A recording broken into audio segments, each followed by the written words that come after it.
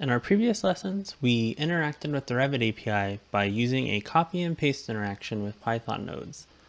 Previously, we've learned about the import statements required to work the Revit API, the inputs and outputs required to return the data and interact with the data, but we've kind of overlooked one of the other portions of that script that we copied.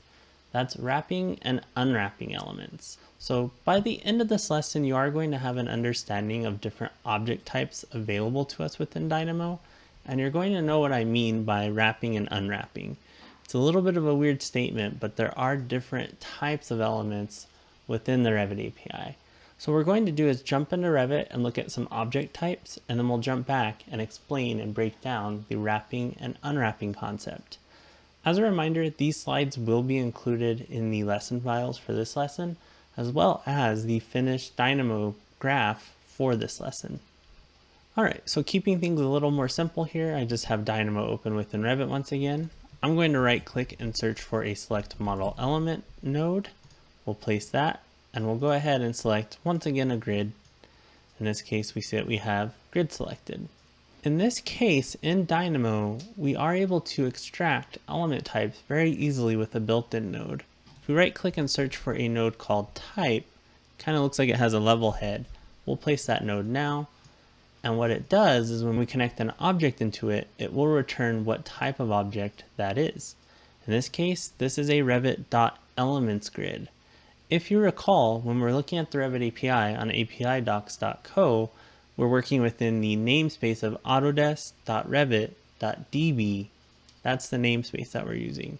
This grid's in a different namespace called Revit.elements. This is the namespace that's internal to Dynamo. So anytime you see an element with a green element ID, it exists in the Revit.elements namespace within the Dynamo DLLs that come with Dynamo.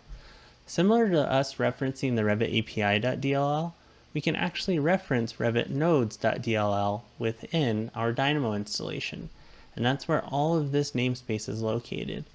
So in this case, if we wanted to see what we can do to this element, it's going to be pretty much anything under the Revit category in the library and elements. We should have a section in here for grid. So there's 5 things in there, but grids come from the namespace of element. So everything under element is doable as well. So like setting location, converting it to a string representation, so getting like the name of it and formatting it, getting the bounding box of it, the curves, and all of those kind of elements. Some of these properties and methods won't apply to grids necessarily, but they are available there for other elements. That's kind of how that works. So these are all accessible to Revit.elements grid.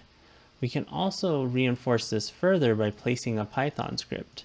So let's go ahead and place a Python script now. I'll drag this up, we'll plug in our element, and in this case, we'll go ahead and once again, I'll delete these lines. So on line 7, we'll type in grid equals in 0.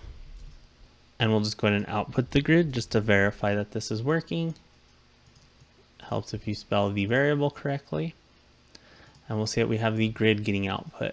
If we want to see what all we can do to this, Python has a really easy way of checking this.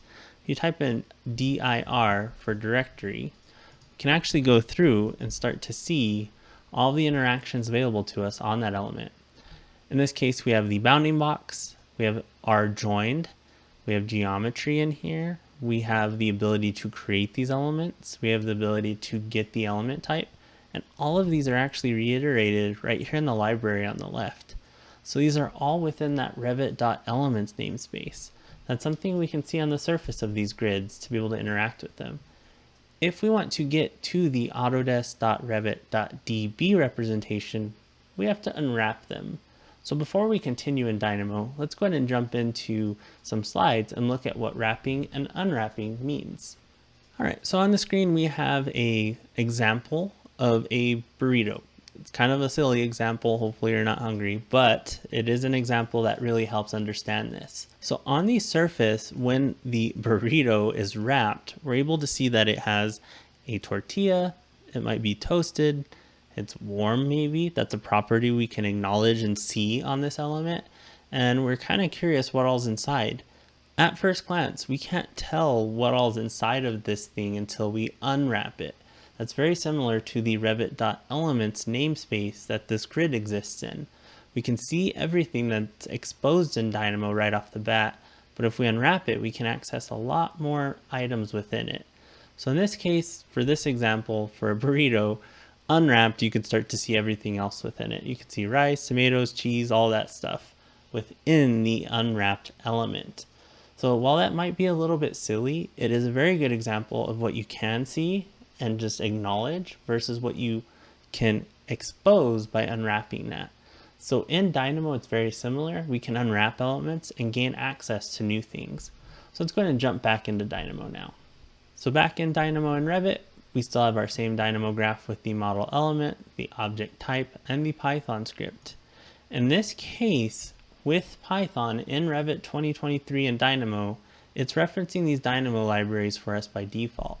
So what we can actually do is on this input port on line 7, we can type in unwrap element, open parenthesis, and we'll close it right after the n0 variable that's obtaining that input. This is case sensitive once again, but what this is doing is it's a method to unwrap that Revit.elements grid into a autodesk.revit.db grid. We'll go ahead and click run, and we'll see that we now have access to 125 things that we can do to this grid. So there's a few more in here than there is in out-of-the-box Dynamo. Pinned is one of those items that didn't used to be in Dynamo, so this would really work for this example in older versions of Revit, but it does exist now, so that's still in here. So if we scroll down, we'll see pinned, ID, hide bubble, and view is another one available to us that's specific to grid. So if we navigate to grids in the library, that's actually not one that we're using in this case. So that's kind of interesting. So hide bubble and view is one that you could add. That's a method that's available to us. We can confirm this in the API. So if I jump over to API docs, we can see that we have hide bubble and view. It takes which ends that you want to work with and the view that you want to work with. So that's how you start to interact with these things to figure out what you can do to them in the API. In this case, that's all the elements available to us. If I were to add a comma and we do grid, and there should be a type interaction in here. So what we'll do is we'll hit get type. We can actually output that it's a Autodesk Revit.db grid. So in Python, we have access to the .getType method to obtain what type of element we're working with. So it is really important to start to know what kind of things you're working with. Object types are really key. Other object types that are really nice to know. So if I double click for a code block and type in a string, I'll plug this into object type, we'll see that that's a string.